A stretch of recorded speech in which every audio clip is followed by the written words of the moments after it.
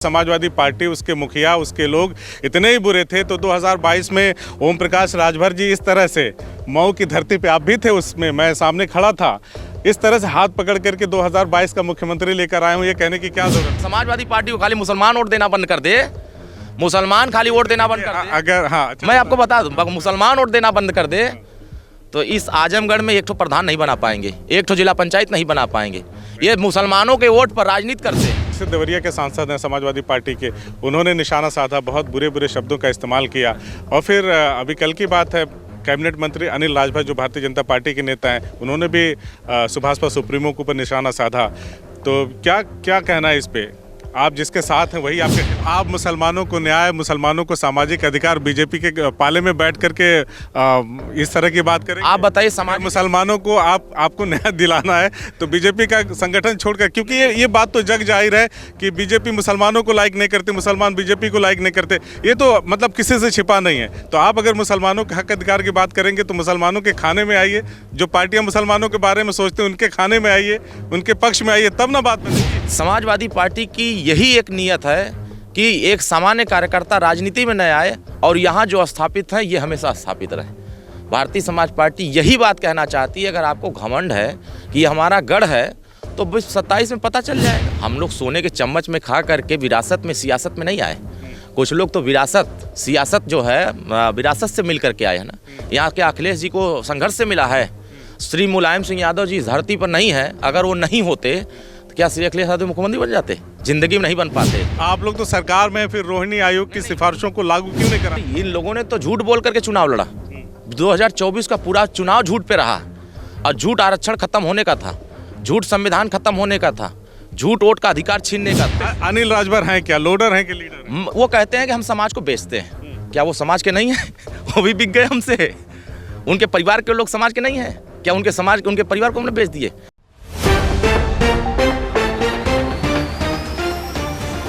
उत्तर प्रदेश की राजनीति में चुनावी शंखनाद हो चुका है। कल आजमगढ़ की धरती से सुभाषपा सुप्रीमो ओम प्रकाश राजभर ने चुनावी शंखनाद करते हुए ये दावा किया कि मैं सपा को सपा के गढ़ में दफन कर दूंगा। आखिर ओम प्रकाश राजभर सपा के पीछे हाथ धोकर के क्यों पड़ गए हैं? आखिर उनका चुनावी एजेंडा क्या है? करना क्या चाहते हैं उत्तर प्रदेश की राजनीति में? ये हम समझेंगे अरुण राजभर जी से, जो अतरौलिया विधानसभा से ताल ठोक रहे हैं और पूरी तरह से सियासी बिसात बिछाने में लगे हुए हैं, पिता और पुत्र दोनों लोग। क्या संभावनाएं नजर आ रही हैं, क्या चुनौतियां इनके सामने आ रही हैं, इन सब बिंदुओं पे बातचीत करेंगे। बहुत बहुत स्वागत। बहुत बहुत धन्यवाद अकरम जी। इंट्रो में मैंने बताया कि सपा के गढ़ में सपा को दफन कर दूंगा, आपके पिताजी कहते हैं। देखिए क्या है कि समाजवादी पार्टी ये दावा करती है कि आजमगढ़ मेरा गढ़ है और गढ़ में किसी का दाल नहीं गल सकता। 2017 में ये दावा करने वाले लोग इसी आजमगढ़ में सगड़ी सीट हार गए थे, एक मेहनगर की सीटें हार गए थे। तमाम यहाँ कम कम वोटों से ये लोग जीत के लक्ष्य तक पहुँच गए थे। तो जब 2022 का चुनाव आया तो हम लोग उनके समर्थन में खड़ा होकर के अपना जो सीटें हार चुके थे, 3-4 सीटें, वो जीतवा करके पूरा जिले जीतवा दिए। तो उनको ये लगा कि ये हमारे ही दम पर ये हमारी जीत हो रही है। तो पूरे प्रदेश में ये ढिढोरा पीट के कहते हैं कि गढ़ हमारा है, इस गढ़ को कोई ख़त्म नहीं कर सकता। गढ़ बनाता कौन है? गढ़ यहाँ की जनता बनाती है, लेकिन यहाँ की जनता को ये अवसर नहीं देना चाहते। यहाँ की जनता को ये गुलाम बना के रखना चाहते। और यहाँ के स्थानीय कोई भी समाजवादी पार्टी के कार्यकर्ता ही अगर क्यों ना हो, सामान्य कार्यकर्ता भी यहाँ राजनीति नहीं कर सकता। समाजवादी पार्टी की यही एक नियत है कि एक सामान्य कार्यकर्ता राजनीति में न आए और यहाँ जो स्थापित है ये हमेशा स्थापित रहे। भारतीय समाज पार्टी यही बात कहना चाहती है। अगर आपको घमंड है कि ये हमारा गढ़ है तो 27 में पता चल जाएगा कि ये गढ़ कैसे खत्म हो गया। आप अरुण जी कह रहे हैं कि 2017 में कम सीटें थी, जब 22 में आप लोग साथ आए तो 10 की 10 सीटें हो गई, 22 में आप लोग साथ छोड़ के चले भी गए। उसके बाद 24 आया, 2 की 2 यहाँ की जो लोकसभा सीटें हैं वो समाजवादी पार्टी ने अपने दम वो देखिए 2024 की क्या चुनाव थे, 2017 विधानसभा और लोकसभा के चुनाव में बहुत अंतर हो जाते हैं। अच्छा। और विधानसभा का चुनाव जिस परिस्थिति में होते हैं उस परिस्थिति में लोकसभा और राष्ट्र के चुनाव होते हैं, राष्ट्रीय मुद्दे पर होते हैं। और इन लोगों ने तो झूठ बोल करके चुनाव लड़ा। 2024 का पूरा चुनाव झूठ पे रहा, और झूठ आरक्षण खत्म होने का था, झूठ संविधान खत्म होने का था, झूठ वोट का अधिकार छीनने का था। मैं तो इसमें जब आप लोग साथ थे तब आप लोग भी तो यही बात बिल्कुल नहीं कहता था। मैं तो जाति जनगणना की बात करता था, मैं सामाजिक न्याय की बात करता था।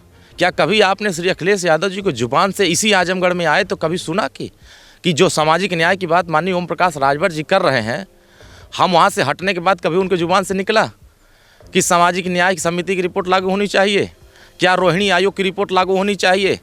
क्या आप लोग तो सरकार में, फिर रोहिणी आयोग की सिफारिशों को लागू क्यों नहीं कराते? पिछड़ों को नीट में आरक्षण मिलनी चाहिए? रोहिणी आयोग वाला बताइए पहले। आप लोग हैं सरकार में, काफी दिन से हैं, तो इसको क्यों नहीं लागू कराने का प्रक्रिया एक है कि जब देश में जाति जनगणना होगी, जैसे क्या है, उत्तर प्रदेश की आबादी 24 करोड़ और बिहार की आबादी 18 करोड़। अब दोनों की अगर तुलना करेंगे तो यहाँ ज़्यादा संख्या है, वहाँ कम संख्या है। कुछ जगहों पर ओबीसी की संख्या ज़्यादा है, कुछ जगह दलित की संख्या ज़्यादा है। तो देश की सरकार ने ये कहा कि अगर एक राज्य में हम इस फार्मूले को लागू करेंगे तो अन्य राज्यों में विरोध का स्वर उठेगा, तो हम इसके लिए पूरे देश भर में सर्वे करा लेते हैं, और सर्वे करा करके जिस समाज की जितनी संख्या होगी उस आधार पर हम जाति जनगणना करा करके आरक्षण में आरक्षण कराने की व्यवस्था करेंगे। तो इसके लिए हम सर्वे करा रहे हैं। अब आप 2027 से पहले आप देखेंगे जाति जनगणना की प्रक्रिया चालू हो जाएगी, क्योंकि उसका अभी देखे होंगे 1 महीने पहले भारत के राजपत्र में ये पत्र जारी हो गया, राष्ट्रपति द्वारा जारी हो गया कि अब जाति जनगणना प्रक्रिया चालू होगी। जब तक जातियों के आंकड़े नहीं आएंगे, सामाजिक, शैक्षणिक, आर्थिक, राजनीतिक भागीदारियों की कि इस समाज को क्या सरकार ने अब तक दिया, आज़ादी के 78 साल में इनको मिला क्या, जब आंकड़े आएंगे उसी आधार पर सरकार तय करेगी कि अतरौलिया विधानसभा पे आते हैं, वहाँ से आप चुनावी ताल ठोक रहे हैं। एकदम आपके पिताजी से भी मैंने बातचीत किया कि कहीं सुरक्षित सीट से लड़ा दी होते तो कहें कि जो मजा संघर्ष में है वो सुरक्षित में कहाँ? नहीं, हम लोग संघर्ष करने वाले लोग हैं, हम संघर्ष से निकल के आए हैं। हम लोग सोने के चम्मच में खा करके विरासत में, सियासत में नहीं आए। कुछ लोग तो विरासत, सियासत जो है विरासत से मिल करके आए हैं ना। यहाँ के अखिलेश जी को संघर्ष से मिला है। श्री मुलायम सिंह यादव जी इस धरती पर नहीं है, अगर वो नहीं होते तो क्या श्री अखिलेश यादव मुख्यमंत्री बन जाते? जिंदगी में नहीं बन पाते। समाजवादी पार्टी को अगर मुसलमान, मैं बता दे रहा हूँ, अगर समाजवादी पार्टी को खाली मुसलमान वोट देना बंद कर दे, मुसलमान खाली वोट देना बंद कर दे, अगर हाँ, मैं आपको बता दूँ, मुसलमान वोट देना बंद कर दे तो इस आजमगढ़ में एक ठो प्रधान नहीं बना पाएंगे, एक ठो जिला पंचायत नहीं बना पाएंगे। ये मुसलमानों के वोट पर राजनीति करते हैं और ताल ठोकते हैं कि हम मुख्यमंत्री अपने वोट से बनते हैं।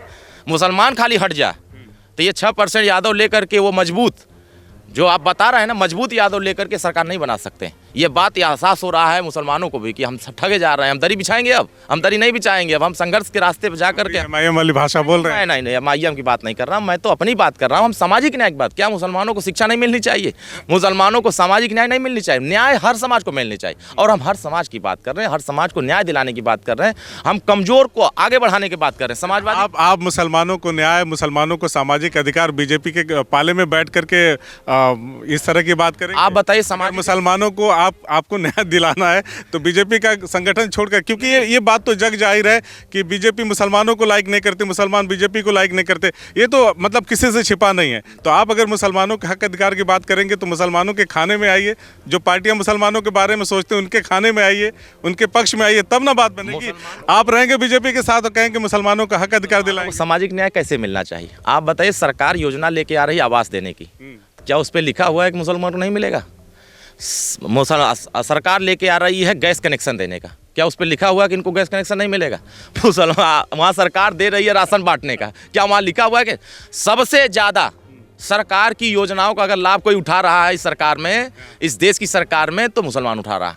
आप बताइए, हम बिना भेदभाव करके सबको न्याय दे रहे हैं, सबको सम्मान दे रहे हैं, सबको अधिकार दे रहे हैं। लेकिन समाजवादी पार्टी की सरकार थी, उसी अतरौलिया विधानसभा में किसी की हैसियत नहीं थी सड़क पर आकर के राजनीति करने की साहस जुटा ले। किसी का गुंडाई इतना चरम पर था, मैं देखा कि थाने पर बंद करवाते थे। एक तो थाने पर दरोगा उनकी सरकार में अलग होता था और नकली दरोगा बाहर बैठता था, असली अंदर था तो बाहर नकली बैठता था। दो दरोगा वहाँ थे। नकली वाला बताता था कि तुम पहले हमसे फरिया लो फिर अंदर जाना, तो यहाँ पहले तय करते थे फिर अंदर तय होता था। तो अब सोचिए कि कैसे गरीबों के साथ अन्याय होता है, किस तरह प्रताड़ित होता था। लोगों के अंदर इतना भय हो गया था कि कोई आदमी हमारा सहारा बनने के लिए नहीं आ रहा। जितना माननीय ओम प्रकाश राजभर जी या अरुण राजभर जितना अतरौलिया विधानसभा छोड़ दीजिए, पूरे 10 विधानसभा में घूमे, उतना समाजवादी पार्टी यहाँ गढ़ बता करके ये 2500 साल में उन गांव में नहीं पहुंच पाए होंगे जितना हम लोगों ने 8 महीना में पहुंच गए उस गांव में।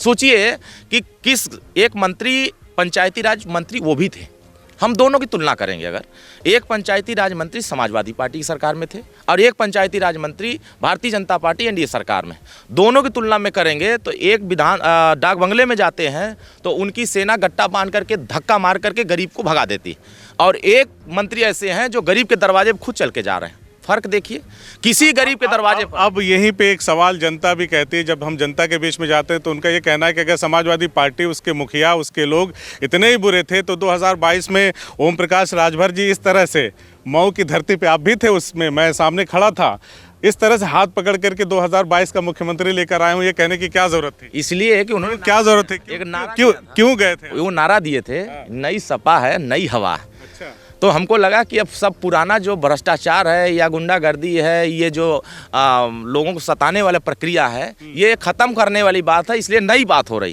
धोखे में चले गए? तो नई बात के लिए गए कि हम धोखे में चले गए। हम लोगों ने हमेशा से सामाजिक न्याय के पक्षधर रहे, चाहे गरीब हो, कमजोर हो, पिछड़े हो, दलित हो, वंचित हो, हमको न्याय दिलाने के पक्ष में हमेशा रहे। और न्याय दिलाने के पक्ष में हमेशा जब हम खड़े होते हैं तो ये पिछड़ों के जो हितैषी बनते हैं, ये पिछड़ों के दुश्मन बन जाते हैं। माननीय ओम प्रकाश राजभर ने साहस दिया, उनको ताकत दिया। आप बताइए चुनाव हारते कहाँ से?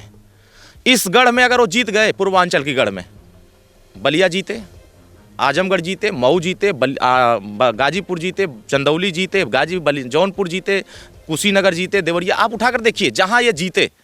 और अपने इलाके में जाइए, चाहे मैनपुरी हो, इटावा हो, कासगंज हो, फर्रुखाबाद हो, हाथरस हो, चाहे एटा हो, अलीगढ़ हो, आप वहाँ उठा कर देखिए, इटावा हो, रामपुर हो, ये वहाँ कैसे हार गए?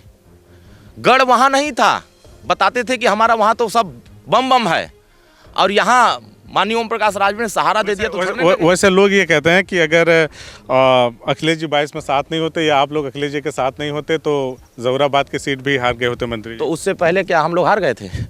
17 में हम लोग क्या उनके सहारे जीते थे? उनका ये कहना है कि जब किसी के अलायंस में होते हैं, किसी मजबूत दल के, तभी जीतते हैं। नहीं, ये सब क्या वो बेसहारा होकर लड़ते हैं? वो भी तो सहारा लेकर लड़ते हैं। बता दें कि वो किसी गठबंधन नहीं किए हैं, किससे नहीं किए।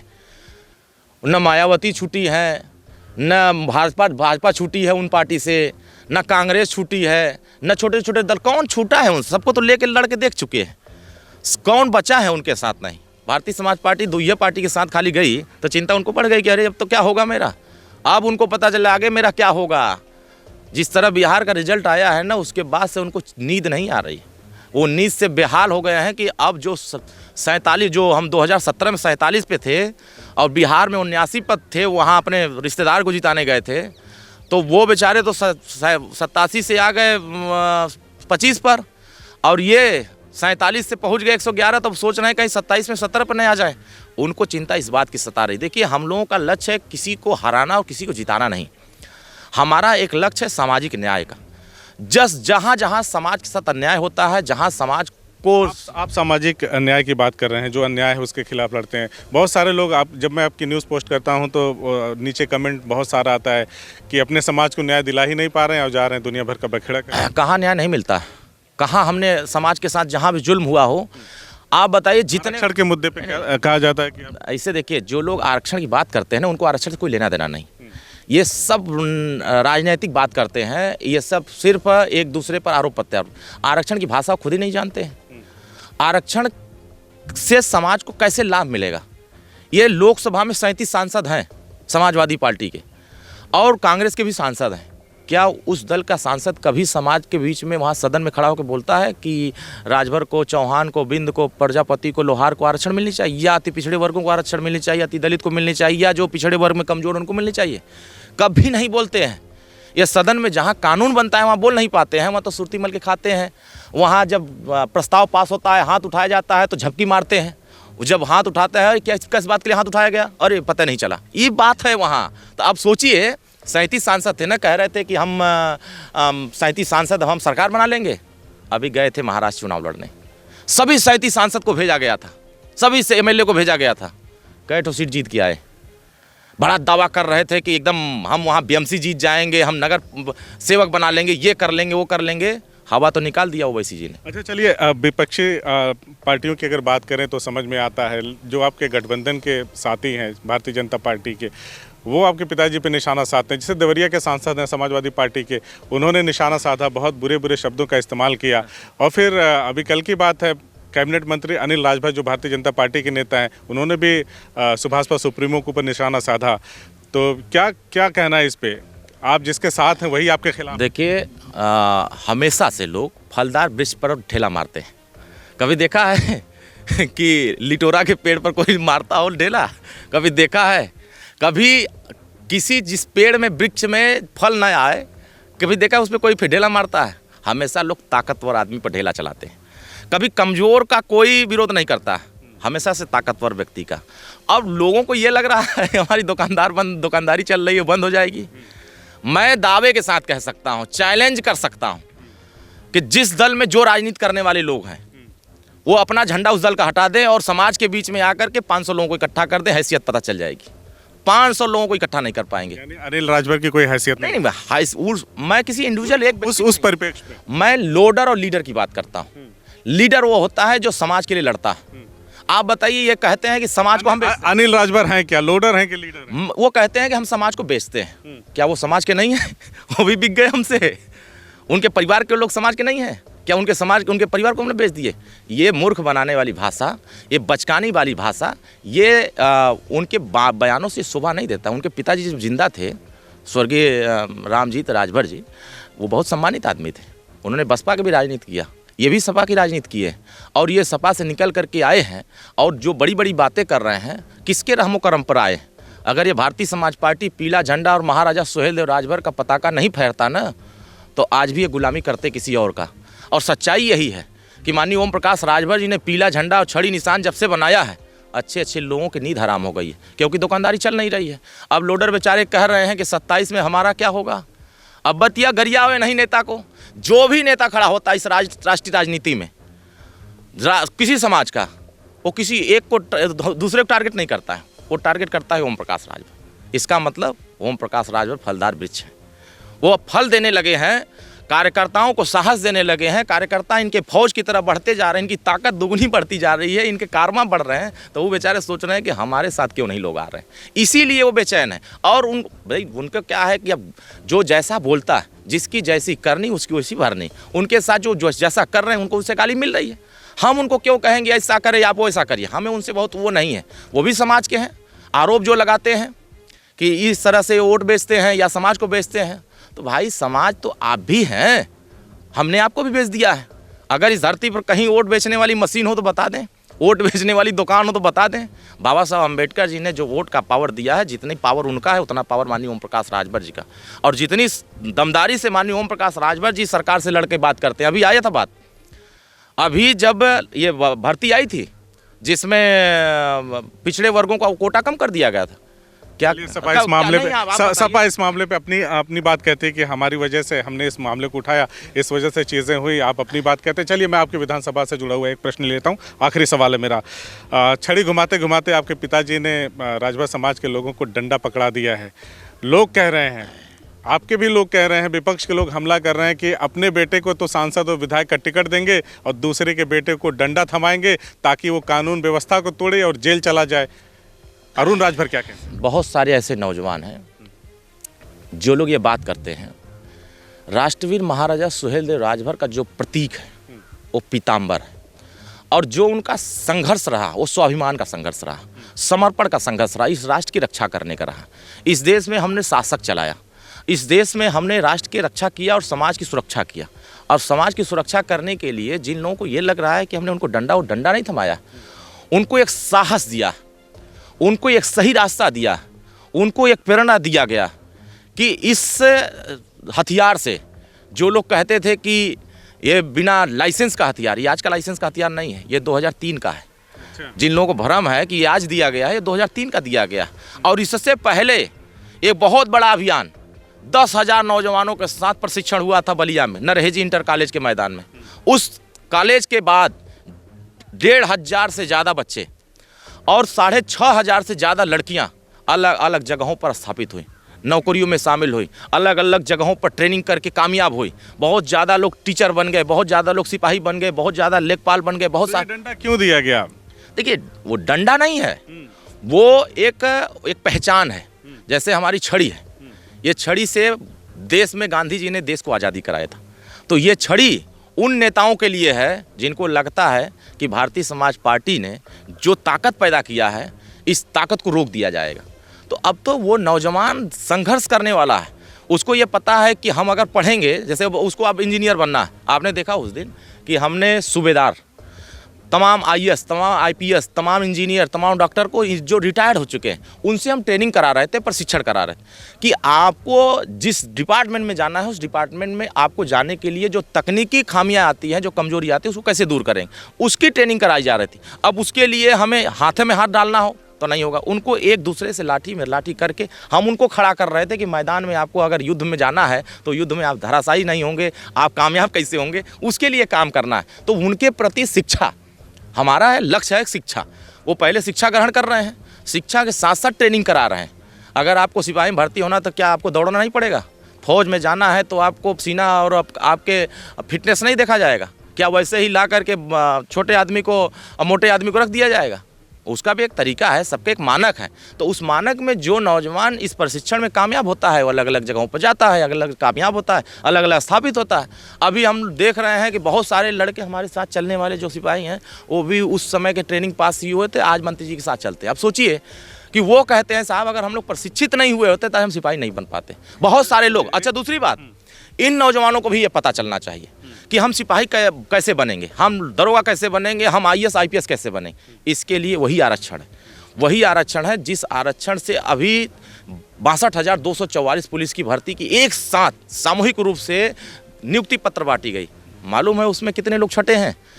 जिस व्यक्ति का मेरिट 186 पिछड़े वर्ग से आकर के 177 नंबर लाया, 180 नंबर लाया, 185 नंबर लाया, वो छट गया।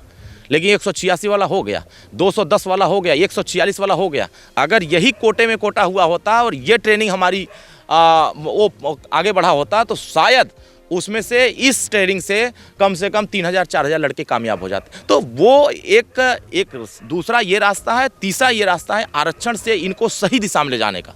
तो वो जो लोग कह रहे हैं ना, उन लोगों ने तो ना इनको कुछ दिया है, ना इनको कभी पहचान दिया है, ना इनके साथ कभी खड़ा हुए, कभी ये लोग कुछ किए ही नहीं। इसलिए सभी लोग भयभीत हो गए हैं कि ओम प्रकाश राजभर जी आजमगढ़ में ये दौड़ा क्यों कर रहे हैं। सबकी दुकानदारी बंद हो रही है सपा की। यहाँ जितने लोग काम कर रहे हैं ना, सबको पता चल गया है कि अब यहाँ हो क्या रहा है। अब इसी आजमगढ़ में गढ़ बताते हैं ना, एक विश्व शिक्षा का मंदिर नहीं बना पाए। कभी बनाया यहाँ शिक्षा का मंदिर? बना तो महाराजा सुहेलदेव राजभर के नाम पर बना, इसी आजमगढ़ में। यहाँ गरीबों के बच्चों को पढ़ने के लिए बेहतर, कमज़ोर, जो एकदम श्रमिक है, जो बेरोजगार है, जिसके पास पैसा नहीं है, निःशुल्क शिक्षा के लिए अटल आवासीय विद्यालय इसी आजमगढ़ में खुला और बेसहारों को वहाँ बेहतर शिक्षा दिलाने का प्रयास हो रहा है। इसी आजमगढ़ में बहुत सारी ऐसी सौगातें दी गई हैं जो कभी नहीं मिलती थी। तो अब जो व्यवस्थाएं बदल रही हैं, जो व्यवस्थाएं दी जा रही हैं, उससे लोग भयभीत हो रहे हैं कि कहीं अब जो वोट हमको नहीं मिल रहा था, जो मिल रहा था, वो कैसे मिलेगा, इसकी चिंता सता रही है। चलिए, अब आपने कहा बीच में हमसे बातचीत में कि जब आप 17 में नहीं थे तो सीटें कम थी समाजवादी पार्टी की, 22 में 7 आए तो सीटें बढ़ गई, 10 की 10 हो गई। अब 7 नहीं है तो 27 में सपा को कितनी सीटें दे? देखिए, अब वो यहाँ से ये पूरे पूर्वांचल, पूरे उत्तर प्रदेश में, आजमगढ़ में देखिए बहुत ज़्यादा अब इनका अब वो चीज़ नहीं रह गया। जिस तरीके से अभियान हम लोग चला रहे हैं, ये अब रास्ता टिकट कटा लें सैफई वाला, यहाँ से जितने हैं लोग अब जाएँ सैफई, अपना उधर से लड़ने की तैयारी करें, क्योंकि वहाँ वाले यहाँ जब आकर लड़ते हैं, यहाँ वाले जाके वहाँ लड़ेंगे तो पता चलेगा। तो हमें लगता है कि आने वाले समय में जिस तरह से हम लोग काम कर रहे हैं, अच्छे खासे परिणाम इसी आजमगढ़ से निकाल के दिखाएंगे। 10 में 10 जीतने का लक्ष्य रखेंगे हम लोग, रखे हैं 10 में 10 समीकरण, उसी हिसाब से काम कर रहे हैं। तो देखिए, आगे आने वाले समय में बहुत अच्छा काम होगा। हम सभी समाज को जोड़ रहे हैं, सभी समाज को लेके चल रहे हैं, सबका सम्मान कर रहे हैं, सबके दुख सुख में जा रहे हैं, सबकी परेशानी लेके सुख में नहीं जाइए, दुख में चले जाइए। लोगों को साहस मिलता है, हौसला बढ़ता है। हम तो उनके बीच में जाते हैं। आज भी मैं बहुत सारे गाँव में दौड़ा करूँगा, बहुत जगहों पर जाऊँगा, लोगों के बीच में जा रहा हूँ। तो लोगों का ये है ना कि कम से कम हम लोगों के बीच में तो जा रहे हैं। बहुत सारे यहाँ नेता हैं, देखे होंगे, विधायक सांसद हैं, किसी अपने विधानसभा में दूसरे किसी गांव में नहीं जाते। उनका कोई चमचा होता है जो उनसे जुड़ा होता है, जो धनवान होता है, ताकतवर होता है, उसी के दरवाजे पर जाएंगे, क्योंकि वहाँ चमचम रसमलाई खिलाते हैं। गरीब के यहाँ जाएंगे तो उनको भेली खाना पड़ेगा, गुड़ खाना पड़ेगा, इसलिए वो वहाँ नहीं जाना चाहते हैं। इसलिए माननीय ओम प्रकाश राजभर उस गरीब के यहाँ जाते हैं, तरकारी भात खाते हैं, तो अब उसको लगता है कि गरीबों का नेता हमारे बीच में। वो तो जाते हैं तो कहते हैं अरे यार तगड़ा वाला काजू का सब्जी बनाते तो खाते तब आते। तो जो काजू का सब्जी नहीं बना सकता वो उनके दरवाजे पर नहीं जा सकते। इसीलिए गरीबों के बीच में रहने वाला व्यक्ति कभी भी कमज़ोर नहीं होता है। गरीबों के लिए संघर्ष करने वाला कभी पराजय नहीं होता है, वो हमेशा आगे बढ़ता है। और हम लोग आगे बढ़ रहे हैं, देख रहे हैं ना, कल जो हमने देखा रथ निकाला, ये पहली बार इतिहास में पहली बार हुआ कि महाराजा सुहेलदेव राजभर का जयंती इतने धूमधाम से, 5 डीजे था, रथ पे सवार होकर के, 2 घोड़ा पर हम लोग खुद सवार होकर के एकदम राजा के परीक्षण की तरह दिखाई दे रहा था कि हम लोग जा रहे हैं जो है जयंती मनाने के लिए। क्या कभी समाजवादी पार्टी, अभी तो मैं चैलेंज करता हूँ, क्या समाजवादी पार्टी ने अपने ट्विटर अकाउंट से या सोशल मीडिया पर ये लिखा कि महाराजा सुहेलदेव राजभर की जयंती पर मैं नमन करता हूँ? याद नहीं ने किया।